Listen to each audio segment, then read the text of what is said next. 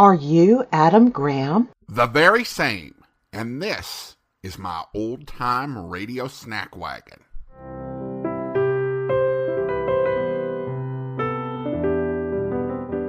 Welcome to the Old-Time Radio Snack Wagon, where we serve up a bite-sized portion of old-time radio. And now, here's your Snack Wagon host, Adam Graham. Over the next 3 weeks, our snacks are going to be interrelated, as for each of the next 3 weeks, we're going to feature a beloved old-time radio child character that was played by an adult. Now, of course, we've already featured Charlie McCarthy way back in our second episode, but in this case, there are no puppets involved and no ventriloquism. Now, the character we're going to feature today is probably the most obscure and also the most innocent. We are featuring Betty Lou, who was voiced by Tommy Riggs. Like many stars in the 1930s, Riggs' big break came in New York City on the Rudy Vallee program. Now, I don't actually have a direct copy of that episode of the Rudy Vallee program from August 5th of 1937. However, NBC did a series in 1957 honoring its 30th anniversary called Recollections at 30, where they played old clips they'd managed to collect. So this particular clip comes from Recollections at 30, originally aired January 9th, 1957. Let's go ahead and take a listen. Tommy Riggs and Betty Lou Barry, for whom we have high hopes and about whom you will require some explanation.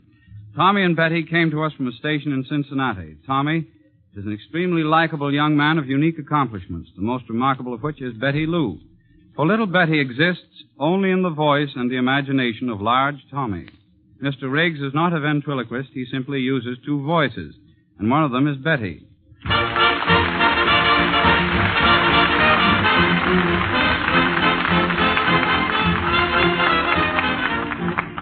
Now that you're here, young lady, what are you going to do for all your friends, huh? Oh, do I have to do something, too? Well, I think it'd be a very good idea if you would. Well, I know a poetry that I know, too. A poetry? You mean a poem? Yes, I know a poetry. All righty, well, let's hear this poetry.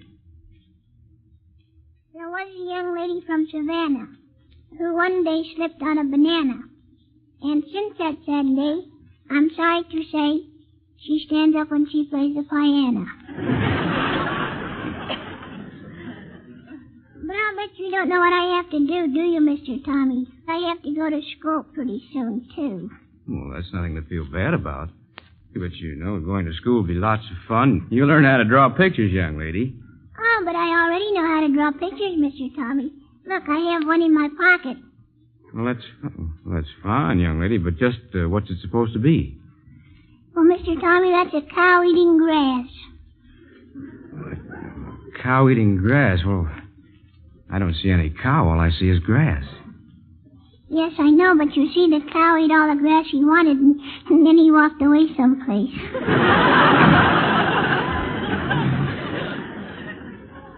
Say, Tommy, I'd like to meet Betty.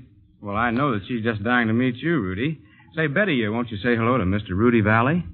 Oh, hello, Mr. Vallee. Hello, Betty. My, but you look pretty.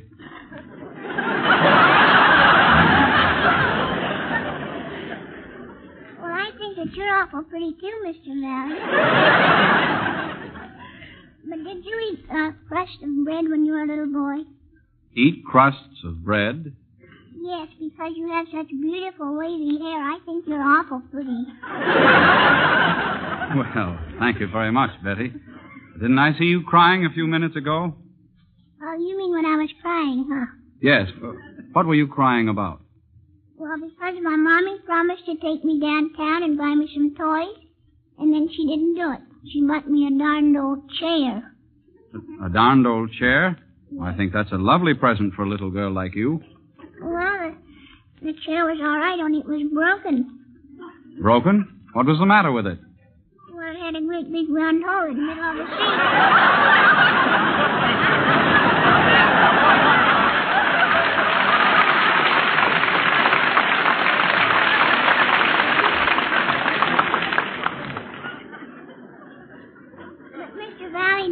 to sing songs? Oh, yes, I like to sing songs. Well, I do too. Well, would you like to sing a song with me? Well, I'd like to sing a song with you if you'd like to sing a song with me. All right. What song would you like to sing? Well, let's sing Polly Wolly Doodle all day. All right, Polly Wolly Doodle.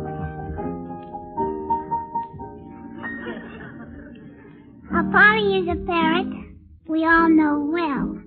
But what a Wolly is, I can't tell. I wouldn't know a doodle if one came along. But Polly Wolly's doodle makes an awful good song. Oh, I eat watermelon and I have for years. Sing Polly Wolly Doodle all day. Oh, I like watermelon, but it wets my ears. Sing Polly Wolly Doodle all day. A woodpecker pecks till he gets his fill. Sing Polly Wolly Doodle all the day. But the woodpecker pays 'cause it's on his bill. Sing Polly Wolly Doodle all the day. Oh, I feed my pigs with molasses jam. Sing Polly Wolly Doodle all day. And they should be sweeter than they really am. Sing Polly Wolly Doodle all day. Fare thee well, oh, fare thee well, Mr. Gloom, be on your way.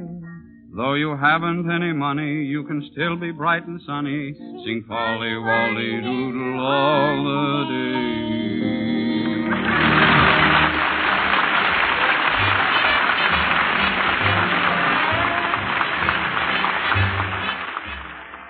Welcome back. A really great performance, including the singing, makes Betty Lou seem uncannily real.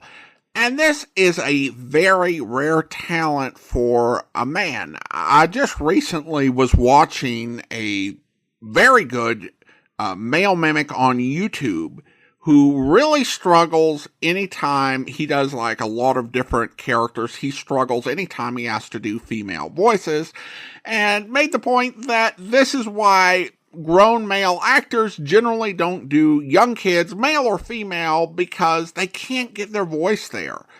So what Mr. Riggs was able to do was a rare talent. And according to a radio magazine from the time called Tune In, he actually got curious about how am I able to do this? And he turned to Cornell Medical College, and they told him that their explanation was that his throat muscles were unusually large and strong, which gave him this ability. I'm not sure how scientific an explanation that is by modern standards, but that's what he was told.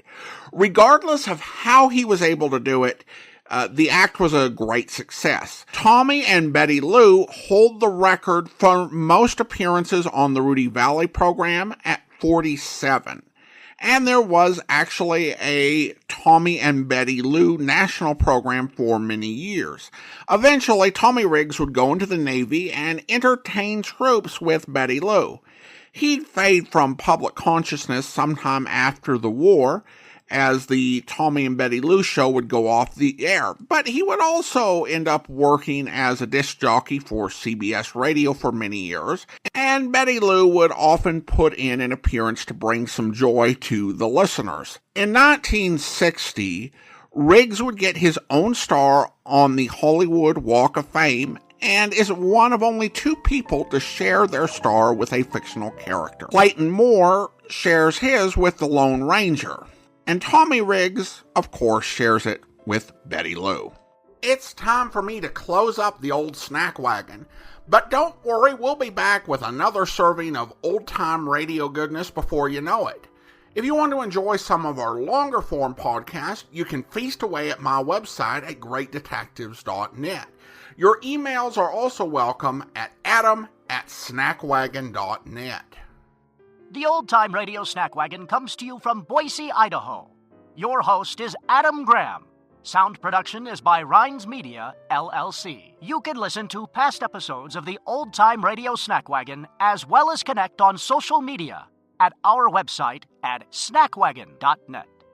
Email suggestions for episodes to adam@snackwagon.net. This has been the Old Time Radio Snack Wagon.